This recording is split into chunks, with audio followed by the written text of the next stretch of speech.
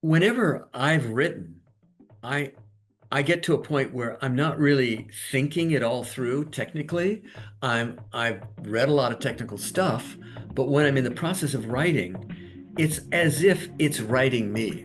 I feel as if I'm being written. There's a kind of effulgence to words, there's a kind of overflowing of meaning, there's an invention, which doesn't sit so comfortably against that kind of, um, boxing taxonomical type activity of, the overly discursive mode. That's what inspiration is to see, oh, that's right, I am a completely different person after reading the Phaedrus. That wisdom is not something that we just put in our little storehouse of knowledge, right? Here it is, and now it's mine. No, the things that we learn are the spirits that connect us to, the infinite past and the infinite future, to the divine, to the mortal, all of it. And so if we just let it lead us, rather than us thinking we can lead it.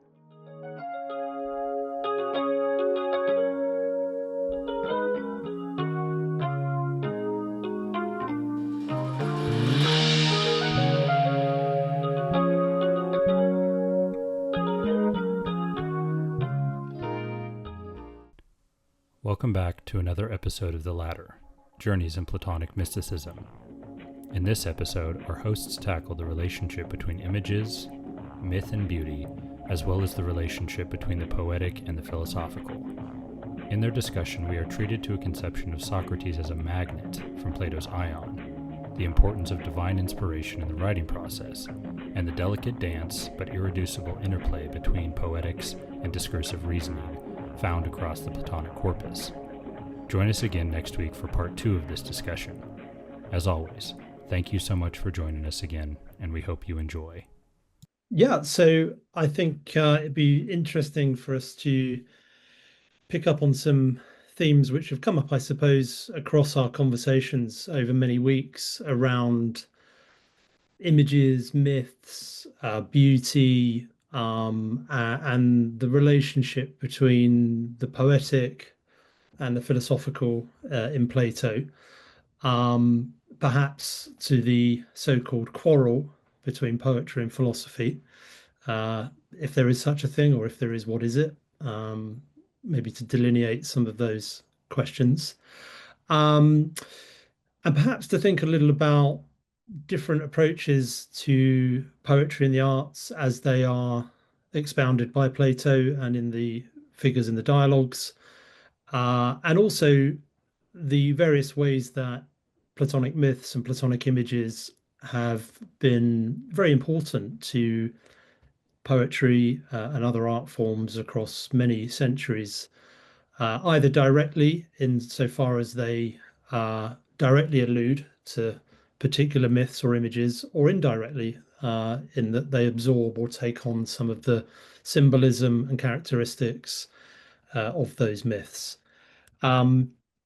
So I suppose one of the interesting things to think about, and I'll maybe begin with a quotation here, which maybe frames some of the problem, and it's one perspective on the issue. And this is from the poet Kathleen Raine, and she herself wrote quite prolifically on the Neoplatonic tradition. I think one could say that her own poems are rooted in that tradition in different ways. So she said this: the passage in the Republic in which Plato banishes the poets is often invoked, disregarding the reasons he gives, which relate to the excessive naturalism of certain artists and poets of the time, to show Plato as the enemy of the poets. But in fact, Plato is the philosopher of the arts. The Platonic philosophy is the necessary basis of all imaginative art. Therefore, it is that the Platonic tradition has lived on as the learning of the poets, like a secret language. Together with the philosophy are associated those gods, myths, symbolic figures, and stories which not only Plato, but Plotinus and all the later Platonic philosophers employ. The Platonic artist and poet philosophize, the Platonic philosopher mythologizes. So Raine here is staking a position, if you like, in respect to the debate or perspectives on Plato's view of the arts. And she, as you can see, uh, sits on one side of that argument, so to speak, insofar as she believes that despite, or maybe because of, some of the attitudes and opinions expressed in the dialogues about poetry and the arts, that nevertheless this tradition has been an engine of sorts for other kinds of poetry. So yeah, I thought we'd start with that kind of provocation, if you like, that quotation, um, and that can connect us into both some of the debates around things like the Ion, the Republic, but also perhaps to some of the poetry uh, around those works or influenced by different Platonic myths. Yeah, no, for So me, it's clear that Plato is a supporter of the arts. I mean, that people lift from the Republic, his criticism is first, to take it out of context. It's almost as bad as like a solely political reading, as if this is supposed to be read literally in every way, shape, or form. But no, it's protecting the Republic, and its quarrel with poetry, so to speak, is about recognizing that there are some poets and ways of relating to poetry and mythology that don't allow the human being to really see the power of their own myth making, how influential it is. It's not mere poetry. It does something to the human soul, to our culture and what we say that we are. And so that when we imagine, Zeus doing the things that he is said to do, and then we take it as literal, like this is really the reality, that Zeus actually goes out and sexually assaults Io or all these things, to internalize the idea that the divine would do that. That's the problem, right? It's not the poetry itself, it's how we interpret it, it's how we relate to it, it's how we tell the stories. I mean, the problem in the Apology, when he talks about going from the politicians to the poets and to the craftspeople, is that most poets don't admit their ignorance. They pretend as if they know everything that they're talking about when they're inspired, versus no, you have to relate to the poetry with that kind of sense of the liminal, of the esoteric, of the as what did Kathleen Raine say, the secret arts, the secret language of the poets. That there's something remiss if we think that the poem should be taken literally as gospel, rather than as an invitation to examine it. So that's my first instinct reaction. It's just the obvious nature that Plato. so at the about two-thirds or three-quarters through this quotation by Raine, um, you quoted her as having a phrase that sort of like played on words, like to philosophize the poetry, to poeticize. What was Mhm. it? Could you read that? Do you know what Certainly, line I'm yeah, thinking yeah. of? Yeah. So she says, the Platonic artist and poet philosophize, the Platonic philosopher mythologizes. So I suppose it's a way to suggest that there's a kind of synergy of sorts between those two activities, that they are uh, part of the same whole, let's say. And that's really the challenge, I think, for our entire enterprise here, is to see how the philosophical can be made poetic, or and how we can bring that kind of transformative language into what might seem to be just discursive description. That it's more than just discursive description, that it's transformative language, which then verges into the kind of realm of poetry and inspirational Mm, poetry. And that's the challenge, I think, that we have for trying to work with Plato, because he's so articulate and so conceptually sharp that it's easy to miss the poetic and inspirational dimension mm. that's in him. So Yeah, I think that's an interesting point, Greg, especially let's frame this within the general story of philosophy as it's and I make some generalizations here, but philosophy as it's tended to move in philosophy faculties and departments, which is, let's say, towards a more of a kind of language model, a kind of mathematical model, let's say, more to do with the kind of sharp edges of words, the kind of precision, The uh, logic of it, this sort of stuff. I hesitate to lump that all under analytic, but you know what I mean. yeah, I did. Yeah. Whereas, of course, poetry is kind of slippery in that sense, and in a sense, there's a kind of effulgence to words. There's a kind of overflowing of meaning. There's an invention, which doesn't sit so comfortably against that kind of, um, boxing taxonomical type activity of, you know, the overly discursive mode. Um, Now, of course, I suppose, as you say, how do you see those things in relation to one another? And Plato does both of these things, as you point out. There's, on the one hand, a very clearly delineated set of arguments or principles or themes, but on the other hand, there's what's alluded to or what's perhaps suggested by images or myths, and it's very interesting how they play against one another and function. I mean, even something that's come up before. Uh, I recall in previous weeks where some interesting insights have come up about this is just the dramatic settings of particular dialogues, for example. Yeah, just the fact of where the conversations are taking place, for instance, are incredibly illuminating and often lend a very particular nature to how you might understand the kind of things that are or are not going on. Yeah, and especially the Phaedrus is a good example, which is all about, divine inspiration, where, they're first just walking outside the city wall. You are given descriptions of the stream and sitting underneath the plane tree and the myth of that area, of the young princess being snatched away by the wind. And so that ultimately you have Socrates wrestling with even how to interpret the myths that saturate the landscape.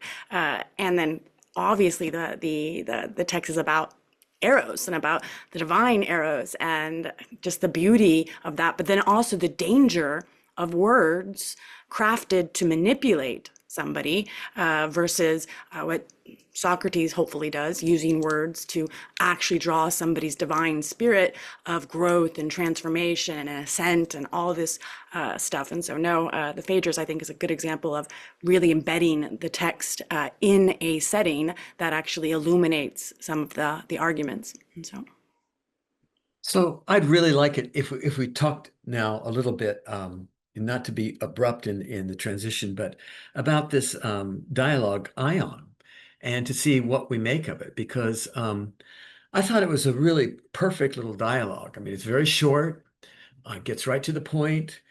My take was Ion is this rhapsode who pretty much allows himself to get taken up by the great Homeric presence in the poem, and which is inspired by the muse that worked through Homer, the god itself that came down through, and that he, as the rhapsode, is sort of like transmitting this magical incantative spell to his listeners. And he uses I don't know if it's him or Socrates, uses the analogy of a magnet. And that, I think it's Socrates. And I thought it was a beautiful analogy, because that's exactly what it's like, that he has this magnetic power that he is infused with, and then transmits it to others so they become magnetized. And actually, I think that's exactly what Socrates does with his listeners. And whenever I taught the symposium, I use the analogy of the beauty as like a great magnet, that Socrates becomes saturated with the magnetism of beauty, which is why he becomes more beautiful than anybody to his listeners, and why they're so attracted to him, because he's magnetic. And so that analogy of the magnet, I thought, really is a powerful one. And I thought it works really well with the rhapsode. But what was interesting is how Socrates insists that what Ion is doing is not an art. It's not a techne. It's not something he learns, but rather it's something that is done by him becoming possessed. He's an entheoi. He's possessed by the divine, and so he's really not the author of his craft. He's the vehicle of something greater than him. And and Socrates gets him to admit that he doesn't understand the technological skills of the general or the sea captain or whoever it might be that he's rhapsoding about, but he still has this power to transmit it. And at one point I thought, is Socrates trying to diminish what Ion is doing by saying because he doesn't have the techne, he really doesn't know? And then by the end, I thought, no, he's not really diminishing Ion, but he's distinguishing what Ion is doing from what somebody does who learns a techne. That's what I got out of it. And the interesting thing was that almost everything that Socrates spells out that Ion is engaged with is exactly the kind of thing that Iamblichus spells out for what the theurgist has to do. It's not a matter of knowing, it's a matter of being receptive to something greater than you that possesses you, and that you become, I say, magnetized by the divine. You become possessed by the gods. And interestingly, that was resisted a great deal by the Victorian rationalists who thought, well, we're losing the intellectual precision and glory that Plato represents to us. So it does really represent a kind of a tension here, as represented in the Ion, as to what is it that we're really trying to achieve? What is it that we're working for? Are we trying to become passive receptacles of something greater than us? Or are we trying to learn skills, techne, that can allow us to, know how to teach writing or to teach how to steer a boat? And I don't know the answer. I think a little bit of both for us as human beings, but I thought that the image of the magnet was just a very, very powerful one. And I put in my chat a couple of quotations. Plato himself said, man's greatest blessings come by way of madness, mania, and madness that is heaven sent. So, he's telling Ion that what he's doing is thea, from a thea dunamis, a divine power, and not a techne. Well, it seems that he approves of that in the Phaedrus, that that's how the greatest blessings come to us. And at the very end of Ion, it seems that Socrates has a sort of positive way of summing up this discussion with Ion. He says, you may count on this nobler title in our minds, Ion, of being divine and not an artistic praiser of Homer. So he's a theon praiser of Homer and not a technikon type praiser, which he thinks it's a nobler title. So in one sense, it seems that Plato is being critical through Socrates of Ion's not understanding the techne of many of the things that he rhapsodes about, but then he seems to think that it's a better and nobler way of communicating this Homeric inspiration to us than if he were technically informed about every one of the different areas that he describes. So I think Plato is in favor of this divine madness, but the Ion is a little bit tricky for me as to see how he supports that. I'm going to stop the share now, and I may go William back to Blake was offended by that dialogue in a way, because he responds to this in I couldn't tell you. I'll look up the exact text, but it's in his complete writings. And well, I'm not even sure what to make of Blake's remark, to be honest, but I'll read it to you. So Blake says, Plato has made Socrates say that poets and prophets do not know or understand what they write or utter, this is a most pernicious falsehood. If they do not, pray is an inferior kind to be called knowing.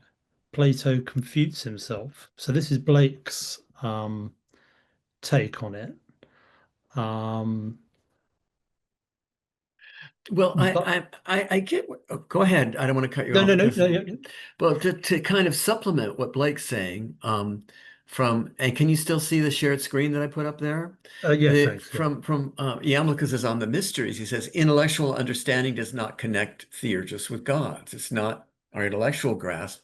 It's accomplishing ineffable actions performed religiously beyond our understanding.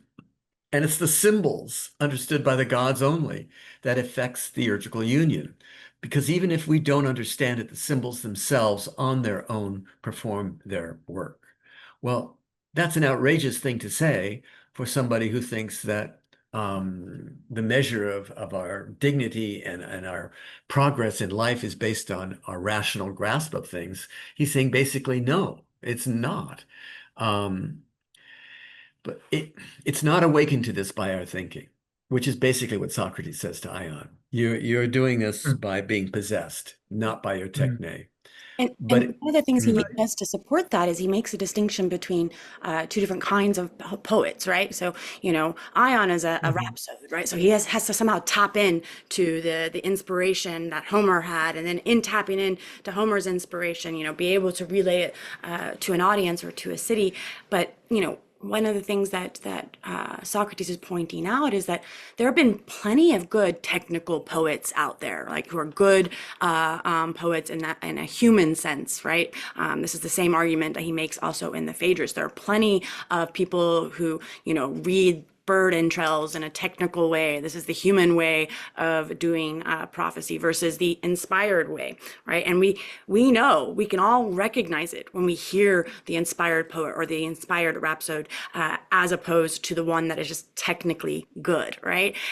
Because he says this one poet, and I forget the name of the poet in the Ion that he mentions, none of his poetry was any good, except for the one that came from the I divine. remember he wasn't very skilled, but he was possessed and provided a fantastic production. Um, this raised a question for me, though. It raised a question for me that's personal and related to my own work, because a friend of mine said, the worst thing you can do is to be teaching things that aren't true and leading people astray.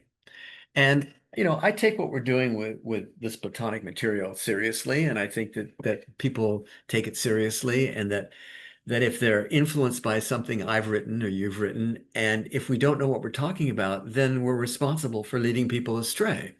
So whenever I've written, I I get to a point where I'm not really thinking it all through technically. I've read a lot of technical stuff, but when I'm in the process of writing, it's as if it's writing me. I feel as if I'm being written, and I don't want to make that sound too woo-woo, but there's that sense in which it comes through rather than me commanding it. And so after I'm done, I can't say for sure what I've argued, mm, but it's there. And somebody else will see it and they will see what I've argued. And they say, this and that. Oh, really? Sometimes I'm not even aware that that's what I've argued in the way that they get it. So I'm wondering what is going on, and are we are we being too lax in our discipline when we allow ourselves to write in that way and then publish it and not know what we've said? Even if somebody else says, "Oh, it's fantastic," and I really now understand this material better, and I think, well, then it must be good, even though I don't even realize what I've written. You know, I don't want to exaggerate that too much, but there's a dimension of that and I mm, know that, like, I've seen you, Danny, when you presented, and you've seen Danny. She's prone to being possessed. I would have to say, this is my take on Danny, that she, when you made your presentation at that Harvard meeting that we had, during the questions and answers, you slipped into this rhapsodic sort of thing. and you just spoke from it. And we were in a sense spellbound by what you were saying. And if somebody were to ask you immediately after you said it, well, what did you just say? You would have probably said, I have no idea, but you just did. I'm guessing. But a lot of times speakers won't be able to say, well, you want me to repeat what I just said? No, I couldn't because I've said it in the moment. It was being inspired by something. That's what we're talking about with this fellow Ion, and in our own work as well. Where do we draw the line between uh, I don't even know what I'm really asking, what lines to draw, but Well, I think one way of partly what you seem to be saying to me makes me thanks, think Gareth. I was in, hanging in, out in there. a in a comparative sense to how I think about, let's say, making an image or Okay, yeah, doing something creative is right. the tension between, let's call it something like inspiration and intention or something like that. Uh, and often it's a sort of a tussle of sorts, and there's a kind of resistance of sorts between those polarities of activity. And there's something kind of affective, is what you seem to be describing to me as well, which is to say um, that for all our intent uh, to portray or some theme in an image or some emotion in a piece of music or some idea in a text, um, it's ultimately some part of it stands outside of us and has to be uh, open to that horizon of others' connection to it. But where we let go and where we hold on to that is a really interesting space. And I was thinking about this in a very general sense, in respect to a remark you made earlier as well about the Victorians and their this sort of 19th century attitude, which I suppose we see alongside the emergence of Comte and positivism and so on, to fine tune those sorts of ancient texts and arguments into a palatable scientific idiom. Uh, and I was thinking of this really interesting insight that the Owen Barfield, who I've mentioned a few times before, he made this study of certain words in language, and he noted how the use of the word genius, which I guess etymologically, of course, we can trace back to the idea of the daimon and inspiration in the sense that we're talking about here. He notes how across its usage in time, it gradually shifts from, uh, he said, the Romans would say that someone had genius. Uh, we would say they were a genius. And his point is that there's been this kind of resistance to the very kind of inspiration that you describe, Hmm. and an attribution of it to a kind of subjective quality, which Hmm. is to say, I'm the genius, I'm the author of this work, it's Hmm. mine, a sort of possessiveness over that element that you and I are here discussing that's hard to describe. Hmm. And that just struck me as very interesting. It wasn't something I was aware of before. Um, and there's something in the mix there about our shift away from one way of thinking about creativity to another, from perhaps this more universalist or open sense of understanding it in the Platonic sense, generally as we're describing it, to something like a more modern, individualistic conception of that term.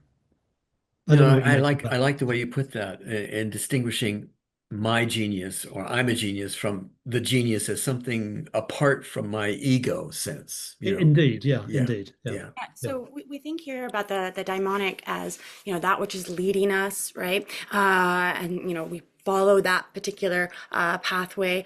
So more not something a possession or something mine, but something that is like this magnet, this lodestone, and it allows for this golden chain from the highest of gods all the way to silly old me, right? Like that here, that's what I love about the Proclus and Iamblichus talking about this golden chain, which they get from the ion, right? And it's this golden chain that isn't just about, this, linking to all the various different divine. It is for sure, but it's also about the divine that was in all the people that constitute why you have wisdom at all, right? And so that, it's not that you don't have a knowledge, right? So that Plato, he read his Parmenides, he read his Empedocles, he read, all of the various different things and listened to the lectures. And so that it's, when somebody says, after a talk like you were talking about that, oh, I don't know what it was. It's like, no, I do know, but I just know it's not mine, right? I know that it's the wisdom I received from Plato. I know it's the wisdom I received from Proclus,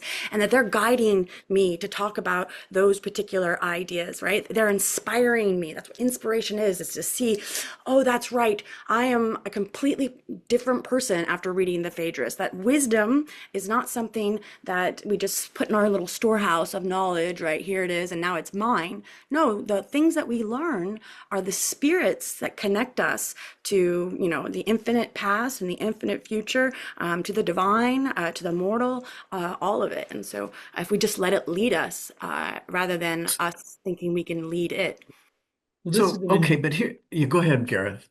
Well, sorry, one quick point. I just think this is a very interesting conception about where or how we think about the articulation of a thought, because we tend to think of this in a temporalized sense as having some kind of linear activity, but we're talking here about, and maybe this goes back to some of our earlier symbolic conversations about things like the cross, or even just the nature of the higher and the lower, and then the temporal axis of history, that things don't necessarily occur in that plane, but also on this one, right? So that sense of where those ideas come from is located perhaps both in relation to a kind of Augustinian sense of the past of the present, the present and the future of the present, as it were, but also in some eternal chain, which is somehow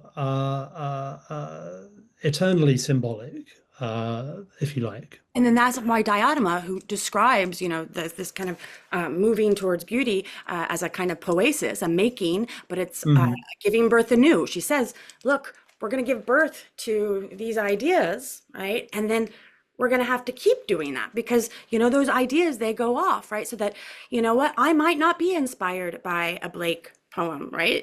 It's gone off. I need a Kathleen Raine to remind my soul of the value of this particular image or symbol or whatever. And then maybe that will help me remember the beauty in Blake. And so like it's a process of remembering, first off. Well, I think you've touched on something really important and interesting here, which is that it's not enough, is it, to sort of look at a great poem from the past or some great work of art and say, oh,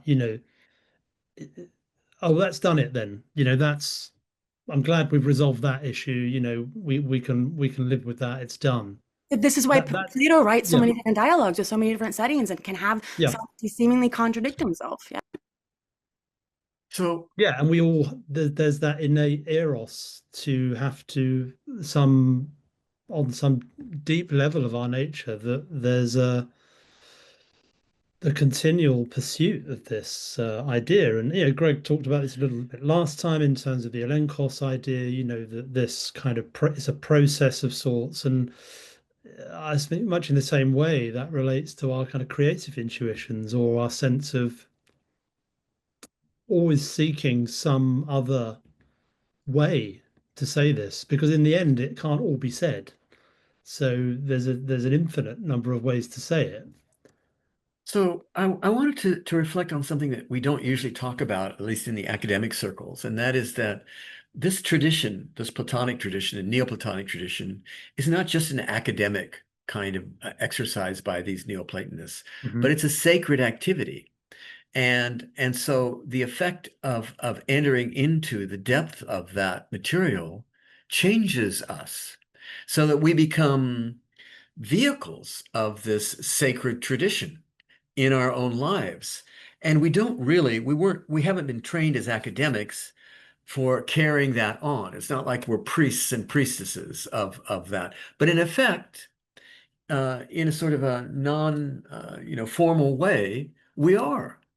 And Mhm. so how do we carry that? And I think that I think those of us who have really delved into it deeply and write in a way where we feel possessed by the material and it touches people in a way where they feel deeply moved by what we've transmitted, how do we handle the responsibility of that?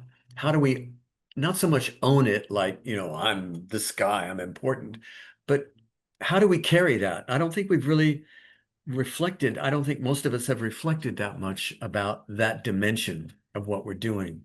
I Mhm. encountered this guy once at a conference at Boston College, this Russian fellow who was a very serious philosopher, and somehow he became aware that I wrote Theurgy and the Soul, and he said, "You Gregory Shaw, you wrote Theurgy and the Soul?" And I said, "Yeah." And he said, "No, no, it's not possible," because I did not feel sitting there at the table like the presence he felt when he read Theurgy and the Soul. And I completely believe it. And I said, "Look, I feel the same way.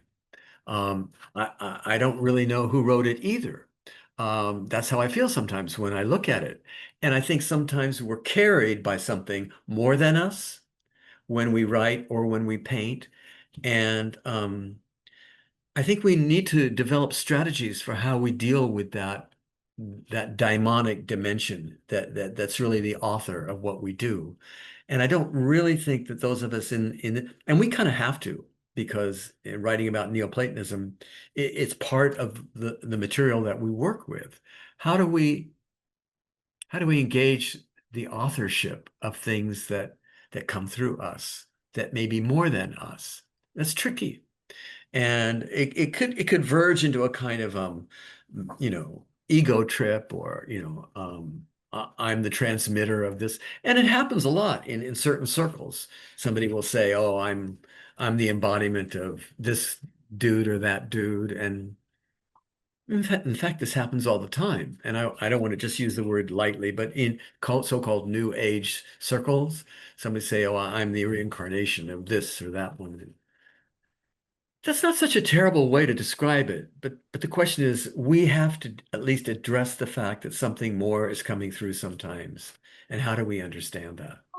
You're making me think of one of the things that I am trying to argue in the book that I'm writing right now, Mhm. which is, really circling around the idea that the dead are not dead, right? Like they live through us in the words and the way that, and so that we think about how it is that in the early mystery traditions, but all the way up into Proclus, that you get Artemis Iphigenia, right? And Iphigenia, was a real priestess who was so inspired, as a leader of the cult for Artemis, that people started to see her as a stand-in for the god, right? And so now we've got Artemis Iphigenia, right? She's been reborn, made again, fresh. And of course, the Iphigenia Artemis is going to be different than the Hecate priestess who embodied it, right? But still, we can all see that liminal trace of, oh, it's definitely Artemis, even though two completely different people. And that's part of the interesting thing about it, is like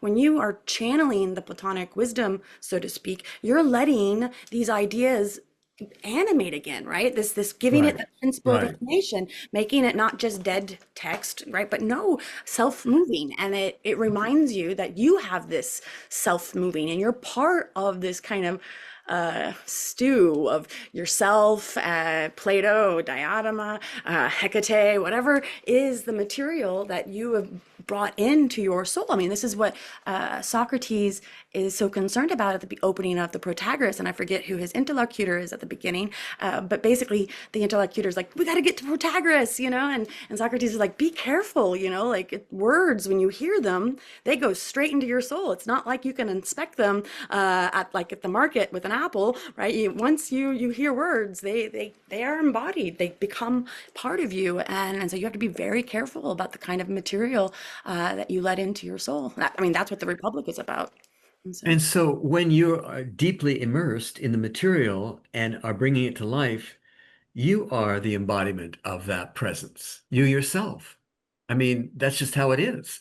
And that's And the duty. It calls you to be like, if you really saw that I was alive in this text, right? If you really, then you better keep me alive and tell people about it, right? Like, not to sound like the gospel, but here's the good news, guys. This text says this. Because if you were inspired, you can't help but want to tell people about it. So, And I suppose in a Christian sense, it's like a theosis. I mean, when people, I mean, go ahead, Gareth. I think so. Yeah. And I mean, I was going to say that, I think just to quickly speak to the point that you made there, Danny, I think that, I don't think it's in any way unreasonable to say that why can't we eternally instantiate these archetypes, these symbols? I mean, that's the very nature of what we're talking about here. I mean, it's quite unpalatable language to a lot of people to say something like that. But these are eternal presences, and so of course, in a sense, there's some duty and effort to instantiate them. And yeah, I mean, to your point, Greg, I mean, interestingly enough, Kathleen Raine wrote one of her volumes of poetry in the 1940s was titled The Pythoness. So, the sort of figure of the Delphic priestess. But yeah, there's been some admirable and interesting attempts by different Christian artists across the 20th century to try to articulate something of this idea of the sacred nature of action, of gesture, of making. And I suppose that's probably been expressed in a language that's something like, Genesis and the likeness to God and the idea of the creative logos, and somehow each person being some potential to enact an instantiation of that act of creation in some way through their actions. And you find it in different Christian mystics expressed in this way. But you have to say, those kinds of artists, where they've attempted to do this, and even maybe where they've stepped into the world of academia, have tended not to sit very comfortably within those structures, and have tended to exist more on the margins, or on the edges, as it were. And whether that means they've then gone on to set up their own institutions or their own initiatives to do this. I mean, and thinking of a couple of the speakers I've mentioned, Sherard and Kathleen Raine, that they're a good example of this, actually. I mean, they were quite different in a sense in their spiritual outlooks, insofar as they disagreed on many a fundamental point, but they had a shared sense of the importance of a kind of collective wisdom, a kind of perennial wisdom, if you like. And that led them to establish Temenos, which is an organization established some years back with a journal and a space for kind of inter-religious and interfaith dialogue and publication and artworks and so on. And so that's some instantiation of this idea of trying to carry some sense of action. And I was just thinking about what you said about not being the person that made the work, and that as much comes into writing as it does to, a kind of mark on a piece of paper, perhaps, or, that thing that you step back from when you're in front of making something and you look at it and you think, I couldn't do that again if I tried. Or if I wanted to make that mark, I couldn't. So in that instance, there's a confluence of those factors. And part of this is about redressing how we frame the language as well, isn't it? Because I think, again, part of it has to do with the challenges of trying to articulate these sorts of experiences and these sorts of actions and um, embodied kinds of practices, perhaps, if you could put it like that, which certainly perhaps not so um, easily performs within the philosophy faculty, but perhaps easier done in the art college. I agree with you actually. But Danny, were you going to say something? Because I was going to Oh, share a piece. I was gonna say a few things. So yes, first Go off, for it. like I think I go back to your, spotting of the importance of mania, right, in the Phaedrus, Hmm. and a lot of people want to make that mania the irrational, right, in juxtaposition to the rational, and so that what the analytic philosopher doing or the academic philosopher is doing is the rational, and what that poet over there, Danny Layne. So next month I'm going to go give a poetry reading and a talk. Like, oh, the poetry part's the irrational aspect, and it's like, no, this is the song aspect. This is the putting it into beauty, and then I think about Cora, right, and the only way you can reach her is through this bastard form of reasoning, right, like a kind of offshoot reasoning. And so if we remember that inspiration and mania are kind of it's a form of reasoning. It's just different. It's the kind of shakes things up. It's the kind of thing that turns you around and puts you in a different direction.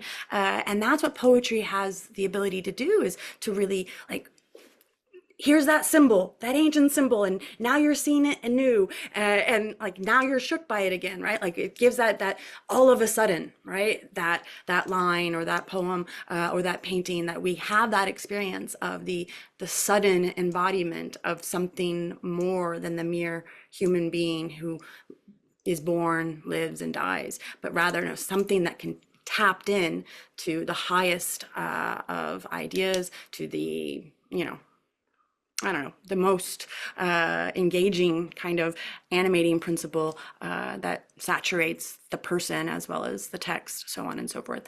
So yeah, thank you. So, when you mentioned Gareth, the Temenos as that organization that had the journal, and it seemed like the word that's sometimes used for that group of thinkers is the perennialist philosophy, that there's a kind of a deep teaching, but that's what I kind of was asking about earlier on in our conversation, is how do we understand Plato as being both conceptually clear, but also inspirational, that combining the two. And Yep. I found this poem by Rilke in his Sonnets to Orpheus that I was going to use as an example of an inspirational poem. And in the introduction to them, Stephen Mitchell, who I think does a good job of translating these poems, there's a couple of sentences where he describes the fact that Rilke wrote virtually all of these sonnets to Orpheus in a 2-week period. He was holed up in a place and kind of in an altered state. Mitchell says, these poems were born perfect. Hardly a single word needed to be changed. The whole experience seems to have taken place at an archaic level of consciousness, where the poet is literally the gods or muses' scribe. We are in the presence of something so intensely real that all our rational categories are useless. Who can respond to it without a shudder of awe? And I think that's Yeah, a it's beautiful wonderful. way Yeah. of describing. And let's be honest, there's some shitty poets out there too, that they just aren't inspired and they're not very good. And they want to be treated as if whatever runs through their personal idiosyncratic sort of reflections about how they spent their morning should be seen as some sort of glorious. We have to have, we have to have measures that we can distinguish the excellent from the not excellent. And that's part of, maybe that's part of what we haven't yet really worked out clearly. I think what scholarships tries to do, and that's why we say, well, this is a really good paper and that's not.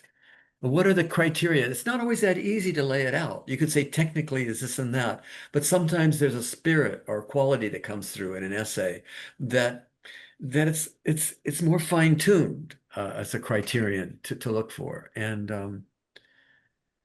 I just think that's part of what we work at. I don't know. So Go we ahead. see this depicted in the symposium where you get, all these various different speeches about the nature of Eros, right? And you can sense their personalities, right? You get your Pausanias, kind of this lecherous, trying to, use speech to manipulate and get what he wants. And then, Xenocus he wants to be scientific and make science the new, media for getting to the divine. And then you got Agathon, who, a kind of bon vivant I'm blowhard, uh, right?